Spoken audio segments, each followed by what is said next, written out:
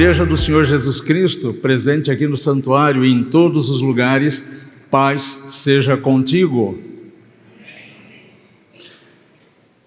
O Evangelho segundo o apóstolo Mateus, capítulo 18, dos versículos 15 ao 20.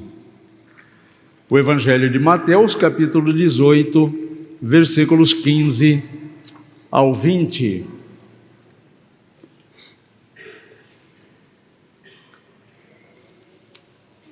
Assim nos disse o Senhor Jesus Cristo: se teu irmão pecar contra ti, vai arguí-lo entre ti e ele só. Se ele te ouvir, ganhaste teu irmão. Se porém não te ouvir, toma ainda contigo uma ou duas pessoas, para que pelo depoimento de duas ou três testemunhas, toda a palavra se estabeleça. E se ele não os atender, dize-o à igreja. E se recusar ouvir também a igreja, considera-o como gentio e publicano. Em verdade vos digo que tudo que ligardes na terra terá sido ligado nos céus, e tudo o que desligardes na terra terá sido desligado nos céus. Em verdade também vos digo que se dois dentre vós sobre a terra concordarem a respeito de qualquer coisa que porventura pedirem, ser-lhes-á concedido por meu Pai que está nos céus. Porque onde estiverem dois ou três reunidos em meu nome, ali estou no meio deles. Que Deus nos abençoe.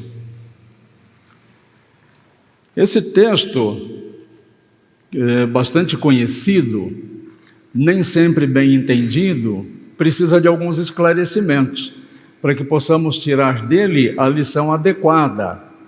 Nós precisamos entender o contexto em que essa fala de Jesus acontece. Talvez esse seja o discurso mais longo de Jesus sobre a questão do perdão.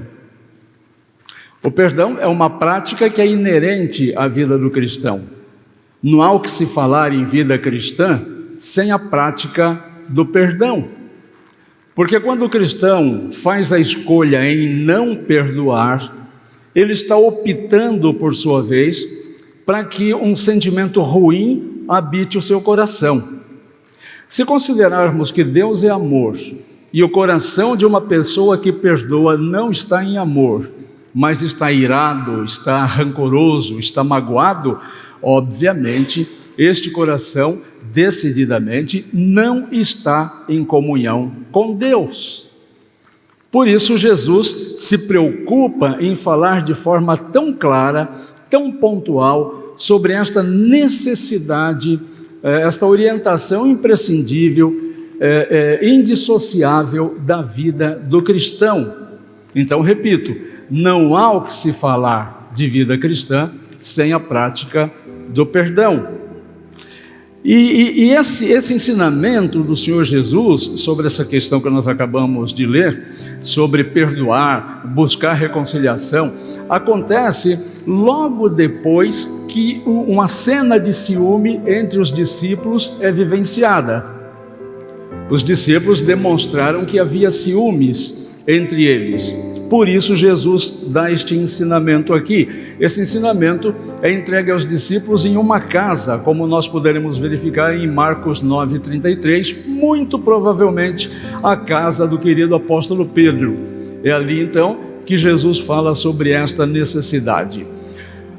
Mais especificamente, saindo deste contexto maior e indo para o contexto mais específico, que é do texto que nós lemos, nós vemos Jesus falando da restauração do cristão que errou, de um cristão que fez alguma coisa que acabou magoando outra pessoa, ofendendo outra pessoa. Então esta orientação aqui é, em primeiro lugar, para o ofendido. Que interessante, né? Esta orientação é, em primeiro lugar, para a pessoa que foi magoada, para a pessoa que foi atingida pelo erro do outro, e num segundo momento para o outro que errou, para o outro que fez o desaforo. Então, esta sequência é colocada aqui pelo Senhor Jesus Cristo. Isso vai aparecer nos versículos 15 a 20.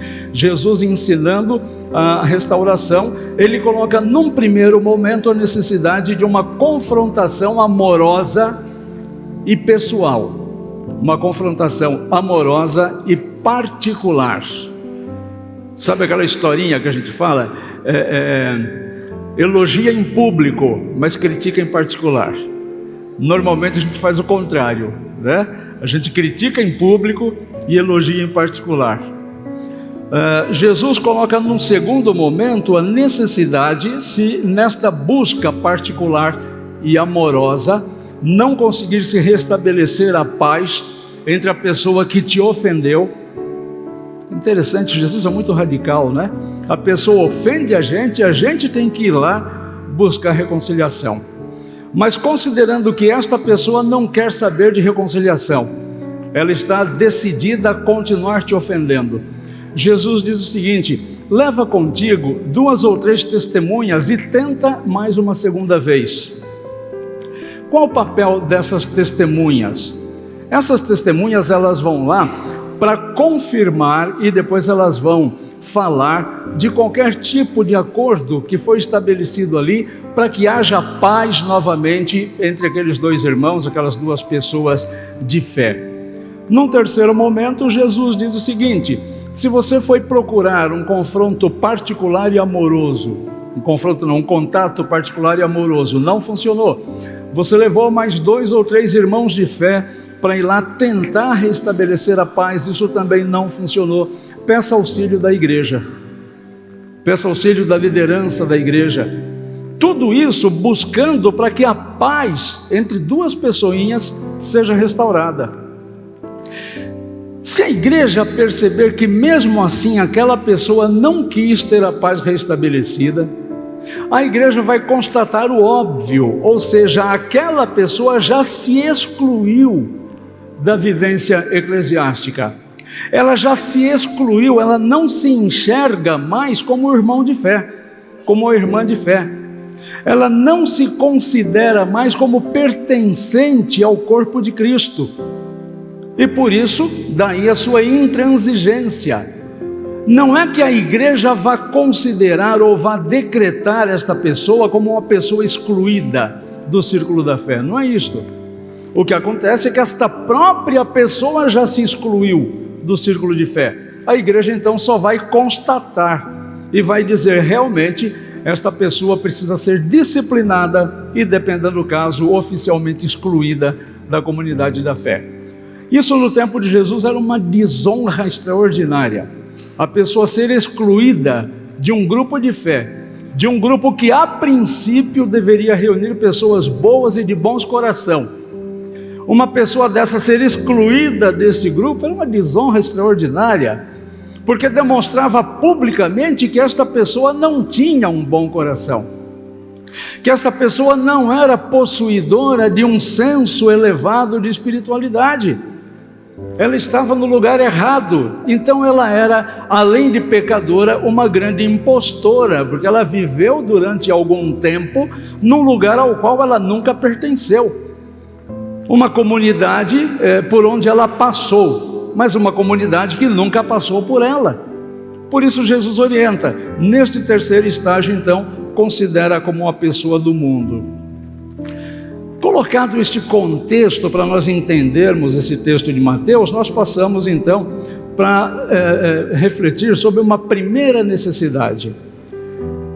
Nós precisamos de muita humildade para corrigir uma pessoa que anda em erro no seu comportamento, na sua vida espiritual, na sua vida familiar, na sua vida social, muito diferentemente da prática natural do ser humano.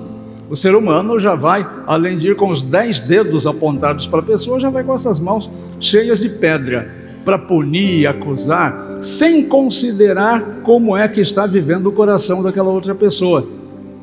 Então, quando nós nos aproximamos de alguém para corrigir essa pessoa, é necessário que isso seja feito com muito amor, com muito cuidado, nunca com sentimento de vingança, nunca com sentimento de ódio, nunca com sentimento de rancor, nunca com aquela sensação de vingança, de ir lá espezinhar aquela pessoa, denunciar o pecado daquela pessoa. Não, não é assim que Jesus diz para que façamos. Pelo contrário, é por isso e exatamente por isso que Jesus diz: vá conversar com esta pessoa, vá confrontar esta pessoa em amor, de uma forma particular, de uma forma amorosa, para que essa pessoa perceba que você não está indo lá por uma queda de braço, mas você está indo lá para reatar uma relação de amor, uma relação leve, como o próprio Cristo espera que nós tenhamos. Para que isto aconteça, nós precisamos de muita humildade e sabedoria, porque não é comum que quando nós nos aproximemos de uma pessoa em falha, nós olhemos para esta pessoa, para tratar desta pessoa, porque via de regra, nós confrontamos a pessoa e esquecemos o problema, e deveria ser o contrário. Nós devemos eliminar o problema, não a pessoa. Nós precisamos jogar a água da bacia, não jogar a criança junto. Nós precisamos restaurar o relacionamento com as pessoas. Bobagem é você imaginar que isso é só no campo eclesiástico. Nós estamos considerando aqui, e Jesus está considerando aqui, a inteireza da comunidade de fé. E a comunidade de fé não vive somente no momento cultico, entre as quatro paredes do templo. A comunidade de fé, ela se pulveriza em toda a sociedade. Quando nós deixamos o templo, nós voltamos a viver em sociedade, como indivíduo, como famílias, como grupo social. Então significa que nós temos que ter humildade para corrigir uma pessoa que não necessariamente tenha somente um problema na igreja, mas uma pessoa que precise ser corrigida fora da igreja. De repente que na igreja é um santinho, é uma santinha, mas na vida social, no seu relacionamento familiar, faz a família sofrer. No seu relacionamento profissional, ela causa prejuízos à empresa, ela rouba a empresa. E como é que eu roubo a empresa? Eu preciso tirar dinheiro do caixa? Não, é só eu receber por um trabalho para o qual eu não entrego o que foi contratado. Isso acontece muito em serviço público, não é? A pessoa faz um esforço danado para conseguir uma vaga no serviço público, fica contente, vou ganhar tal salário. Já na metade do mês ela diz o seguinte: eu não estou ganhando o suficiente para fazer esse serviço. E aí começa a produzir menos, mas continua recebendo o valor que ela concordou em receber. Então, se ela não entrega aquilo para o qual ela foi paga, ela está roubando, ela está causando prejuízo, ela está sendo desonesta. E essa pessoa, sendo um filho de Deus, uma filha de Deus, amigo de Jesus Cristo, não pode ter esse comportamento. Então essa pessoa precisa ser corrigida pelos irmãos de fé, para que esta pessoa não cause escândalo ao Evangelho de Cristo, para que essa pessoa não tenha uma vida dissoluta e desassociada daquilo que a palavra de Deus espera de cada um de nós. Já reparou quantas pessoas têm problemas familiares?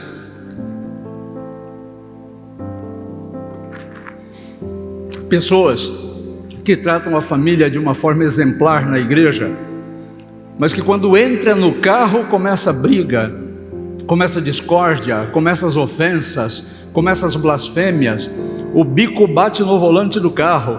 Para dirigir tem que dirigir de lado, porque o bico atrapalha, né? Essa pessoa precisa ser orientada, mas sempre em amor e não confrontando, não provocando, não piorando as coisas. É com amor e não com raiva no coração que a pessoa precisa ser confrontada. Com amor, não com raiva no coração. Se você vai com raiva conversar com aquela pessoa que está em pecado, são dois pecadores. Que diferença você teve ou tem da pessoa que você está buscando ajudar? Se você vai com raiva, com palavras preparadas, com palavras pontudas, com mãos e semblantes cheios de acusação e de reprovação, não é isso que o Senhor espera de nós. E corrigir o outro sempre pela palavra de Deus, e não pelo que você acha, não pela tua opinião. Porque aquilo que você pode estar achando que é certo, a outra pessoa tem um conceito diferente e acha que não é certo. Nós entendemos que andar sem roupa não é certo, mas um índio lá na tribo dele acha isso perfeitamente normal. Uma vez eu recebi indígenas de uma tribo pouco civilizada lá no presídio, e eles me perguntaram por que mantinha aquelas pessoas trancadas, e eles achavam que eu era culpado. Então os índios disseram para mim assim: por que você não deixa eles embora? Eu disse: mas eu não posso deixar embora. Mas por que não pode? Por que eles têm que ficar aqui? E aí eu tentei criar um contexto para que o índio entendesse, os índios entendessem aquela situação. Eu disse: lá na tribo de vocês, não tem alguém que entra lá na oca e pega alguma coisa que é da tua propriedade? O índio falou: não. Aí eu pensei: agora eu preciso melhorar meu exemplo, né? Aí eu forcei, eu disse assim: mas e se acontecer do índio pegar alguma coisa que não é dele? O que vocês fazem? A gente fala para ele ir andando para o meio da mata e ele não volta mais, mas a gente não prende ninguém não. E eu disse: nós temos que aprender com os índios, acho que os índios aqui somos nós, né? Então não adianta você querer abordar uma pessoa que está vivendo uma vida inadequada com o seu conceito.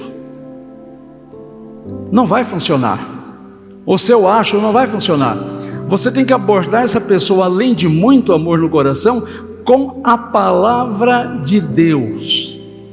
Entretanto, para que você ajude uma pessoa citando a palavra de Deus para esta pessoa, você tem que viver essa palavra de Deus, porque senão você está praticando uma mentira, está sendo uma pessoa hipócrita.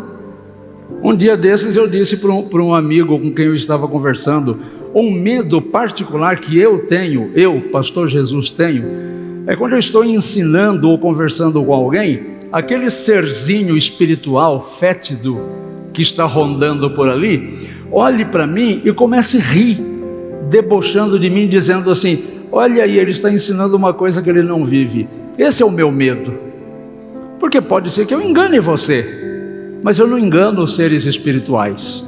E se eu for um impostor, o diabo saberá que eu sou um impostor. Então eu preciso ajudar o meu irmão com a palavra de Deus, mas praticando essa palavra de Deus, não com o meu conceito. Mas se eu disse para você que precisa humildade para corrigir em amor, porque eu não posso corrigir ninguém de forma soberba, por outro lado, Jesus espera que nós tenhamos humildade também para receber a correção. Então, se corrigir alguém em amor já é complicado, porque nós não temos esse hábito, a gente vê a pessoa se complicando lá, a gente deixa, né? A gente diz: vou orar por aquela pessoa, mas não vai ajudar, só diz que vai orar, e às vezes nem ora. E se for grupo social, então, misericórdia. A pessoa põe lá no grupo social: peço oração, todo mundo escreve lá: vou orar, e ora coisa nenhuma. É por isso que há algum tempo eu tomei um cuidado muito grande, eu e minha esposa. Quando vem num grupo lá um pedido de oração, a gente para o que está fazendo e naquele exato momento a gente vai orar por aquela pessoa, porque senão a gente esquece. Às vezes não é nem por maldade, é correria do dia a dia, a gente acaba esquecendo e nos tornamos mentirosos, porque falamos que iríamos orar com a pessoa e acabamos não orando por aquela pessoa. Mas se é necessário humildade para abordar uma pessoa, é necessário talvez uma humildade muito maior para receber essa correção. Porque é duro quando alguém chega e diz para a gente assim: você não está no caminho adequado, você está fazendo alguma coisa que está entristecendo o reino de Deus, que está envergonhando os irmãos na fé, você não está vivendo como um cristão, como uma cristã de fato. É duro ouvir isto. A primeira reação que nós temos é nos defender, e não poucas vezes contra-atacar. Quem é você para me falar tal coisa? Então com isso a gente tenta levantar um escudo para que a nossa falha não seja percebida. É preciso muita humildade para parar e refletir: isto que estão me dizendo é verdade na minha vida? E se nós percebermos que é verdade, teremos aí uma chance extraordinária de subir mais um degrau na nossa vida, de termos uma vida mais adequada, mais digna, mais perto daquilo que Deus espera de nós. Mas para isso é necessária humildade. a gente tem que reconhecer que realmente estamos errados. Nós temos que pegar aquilo que estamos ouvindo e comparar com a palavra de Deus. A palavra de Deus é o nosso espelho. A palavra de Deus é a forminha onde nós temos que nos encaixar. Sabe aquelas brincadeirinhas que se dão para as crianças? Vem uma estrelinha e no painel tem ali um buraco de uma estrelinha, não é isso? Para colocar a estrelinha dentro do buraquinho. Aí vem uma meia-lua no buraquinho e vem uma figurinha, uma pecinha de meia-lua para a criança encaixar ali. Essa placa é a palavra de Deus e nós somos as pecinhas. Nós temos que nos encaixar na palavra de Deus. Então, meu querido, se alguém chega para você na tua família e coloca uma situação para você e fala: olha, com esta situação você está me ferindo, com esta situação você está me magoando, com esta situação você está me humilhando. Pense se de fato você não está fazendo tudo isso. Considere a possibilidade de fato de você estar errando e que esta pessoa está te confrontando em amor, desde que seja em amor, porque senão vira briga, né? E briga também não é coisa que o Senhor Jesus pregou para que nós praticássemos. Então considera se o que você está vivenciando de fato não é uma oportunidade para você melhorar a sua vida. Então foca no problema e não na pessoa. Não vai olhar para aquela pessoa que veio falar para você: mas quem é você? Não, a pessoa não está vindo se comparar, ela está trazendo para você uma oportunidade de você refletir. Foca o problema, não foca a pessoa. Ouça com amor, não ouça com raiva no coração. Essa pessoa veio me dizer: não converso mais com ela. Mas ela mentiu para você? Ela levantou uma situação que não é real? O seu comportamento, a sua fala, o seu agir está afinado com a vontade de Deus? Está. Então tudo bem, vida que segue. Não está. Então se enquadra e tenta se tornar um melhor cristão, uma melhor cristã. Ouça a correção com a palavra de Deus. Se a pessoa veio te corrigir dizendo o que ela acha, seja respeitoso, deixa ela achar e vida que segue. Mas se ela te confrontou com a palavra de Deus, tenha temor à palavra de Deus e aproveite a oportunidade para se tornar uma pessoa melhor. Porque a opinião é assim: você tem a sua, a pessoa tem a dela. O que a pessoa acha certo, você pode não achar certo. Então nunca com seu próprio ponto de vista. Mesmo para ouvir uma repreensão, ouça de acordo com a palavra de Deus. Então, se eu falei que é preciso humildade para corrigir, se eu falei que é preciso humildade para receber a correção, nós precisamos de humildade para reconhecer Jesus presente nestas ações, na ação de corrigir e na ação de ser corrigidos. E aí então é o terceiro passo de uma elevação espiritual muito necessária para as nossas vidas: focar em Jesus, focar na palavra de Jesus. E tanto na condição de alertar o irmão, como na condição de ser alertado, olhe a tua vida, a oportunidade da tua vida de glorificar o nome de Jesus com as tuas palavras, com os teus pensamentos, com as tuas ações, com os teus círculos sociais, com as tuas demandas. Foque sempre no Senhor Jesus Cristo com o amor de Jesus, e não com as paixões humanas, com o amor de Jesus no teu coração. Tenta verificar, se você tiver dificuldade diante de uma situação, o que é que Jesus faria neste exato momento? Que decisão Jesus tomaria agora nesta demanda?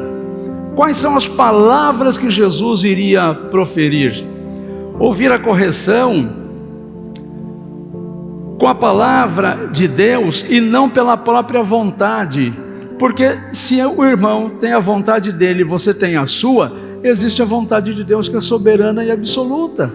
Então é a vontade de Deus que deve conduzir a sua vida e a vida da pessoa com quem você se relaciona. Isso serve para todos os níveis da nossa vida.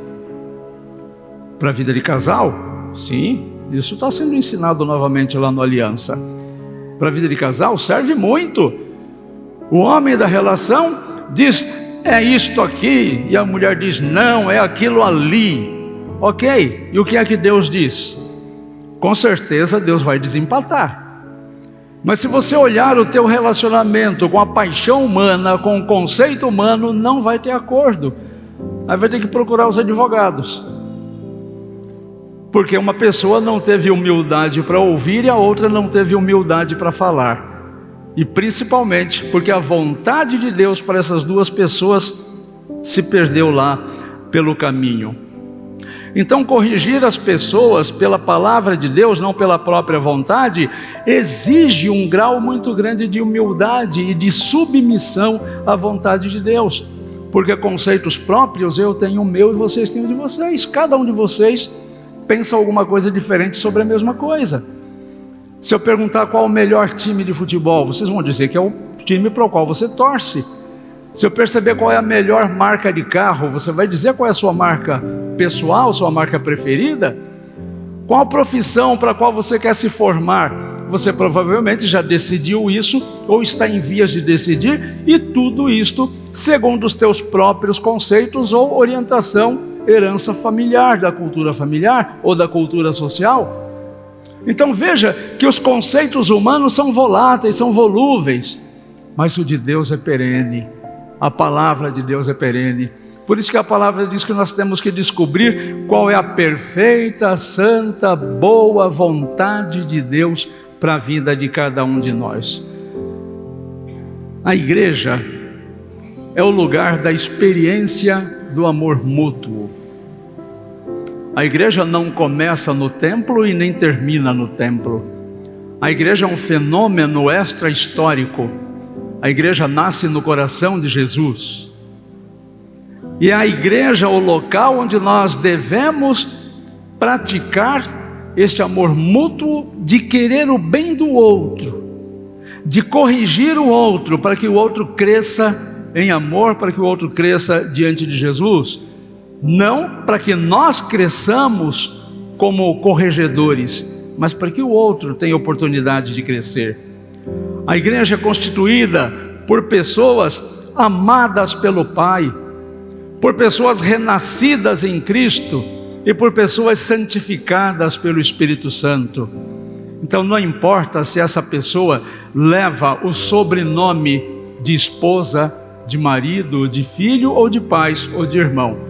Isso é sobrenome. O primeiro nome que nós recebemos é de filhos e filhas de Deus, feitos à imagem e semelhança de Deus e tratados com esta dignidade. Não se grita com o filho de Deus, não se grita com a filha de Deus, não se levanta as mãos nem a voz para os filhos e filhas de Deus. A igreja é esta família da fé, ou família de fé, da qual você participa. Se você está me ouvindo aqui no templo ou está me ouvindo pela internet, muito provavelmente, muito acertadamente você pertence a essa família de fé, vivendo essa unidade que fará com que Jesus esteja presente. E aí eu digo a confusão do texto bíblico, quando o texto bíblico fala, onde estiverem 2 ou 3 reunidos em meu nome, eu estarei com ele. Erradamente as pessoas associam esta fala de Jesus para momentos de oração. Não é isto. Eu não preciso estar reunido com 2 ou 3 pessoas para orar a Deus. Eu posso entrar no meu quarto, fechar a porta e orar secretamente, e meu Pai que me ouve secretamente me recompensará. Estar reunidos em 2 ou 3 é para estabelecer ou reestabelecer a paz no coração de outra pessoa. É isso que o texto bíblico está dizendo. Nós não podemos tirar o versículo do seu contexto. Então significa que onde estiverem 2 ou 3 pessoas lidando, produzindo, trabalhando para que haja paz entre os filhos de Deus, neste caso e neste momento, Jesus estará junto, Jesus estará presente.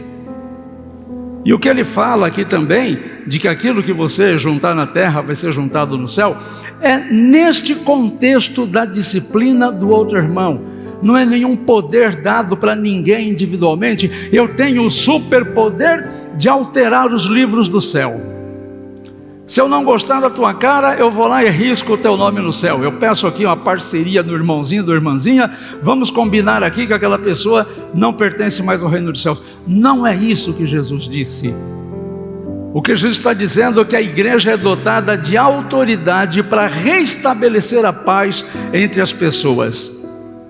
E quando a igreja se reúne neste propósito, a paz sendo restabelecida no lar, na igreja, no trabalho, na comunidade, este reino de Deus é preservado como deve ser preservado no céu, como acontece no céu com a divina Trindade. É isso que o texto bíblico está dizendo. Acontece que esse ideal de amor em família vem sendo atacado por todos os lados. E às vezes nós nos pegamos em flagrante, atacando este princípio de unidade da família de fé, estragando o ambiente da comunidade, da igreja, que muitas vezes são ambientes feridos por atitudes egoístas, desleais e ofensivas por nossa parte. Quando nós vemos um irmão, uma irmã precisando de orientação e nós nos omitimos, isso é deslealdade. Quando nós vemos alguém precisando de ajuda, um lar estremecendo e nós nos omitimos com aquelas frases diabólicas em briga de marido e mulher, não se mete a colher. Como assim? Deixa destruir? Dá um cartão do advogado? Procure esse advogado aqui que ele vai fazer o divórcio? É nessa hora só que nós temos que interferir? Isso não é desleal? Não é desleal ver um filho da igreja, filho de uma família da igreja, começar a se envolver com pessoas de reputação duvidosa, e nós não alertarmos os pais, ou não chamarmos em particular esse jovem, conversar com ele, e deixar que esse jovem se vicie, estrague a sua família, para lá adiante ouvirmos os pais desesperados dizendo: onde foi que nós erramos? E a gente fala assim: tivesse levado na escola dominical, não tinha dado isso. Isso é muito desleal. Quando eu só me manifesto, como diz a Denise, depois que o boi foi com a corda. Isso não é leal. E todos nós sabemos que existe gente assim dentro da própria igreja, gente que por espírito de orgulho, por espírito de soberba, humilha o irmão ou humilha a irmã, desconsidera a necessidade da pessoa, trapaceia, difama o seu próximo, tem conhecimento de que aquela pessoa está com a sua imunidade espiritual fragilizada, mas no lugar de socorrer, rapidamente se encontra com outra pessoa. Você viu? Soube daquela pessoa? Aquele irmão? Nem te conto. E aí esquece que está praticando o pecado da fofoca, né? Ainda tem mais essa ainda. Então, gente que não deixa, de certa forma, de estar sendo movida pela inveja, por interesses escusos, por sede de poder, de ter tudo e ter todas as pessoas sob seu controle. Em segurança pública a gente costuma dizer que ter informação é ter poder. Às vezes sabe que o irmão está em pecado, que a irmã está em pecado, sabe, mas não interfere de forma positiva, porque tem o poder de saber. Vou te contar uma coisa que só eu sei. Isso é diabólico, isso é perverso, isso não é cristão. Isso não é uma atitude de amor. Nós somos responsáveis pelos nossos irmãos. Eu sou responsável sim por você, mas você também é responsável por mim.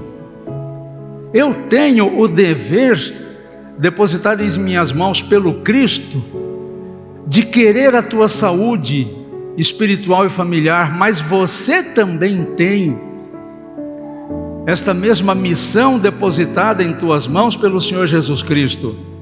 Você precisa querer o bem do coração do teu irmão, o bem do coração da tua amiga. Você precisa querer que a outra pessoa esteja feliz a maior parte do tempo possível, ainda que você não esteja em tão boas condições. mas o desejo do teu coração deve ser este para ser cristão. Nós devemos sim corrigir o nosso irmão, e nós devemos sim estar abertos à correção.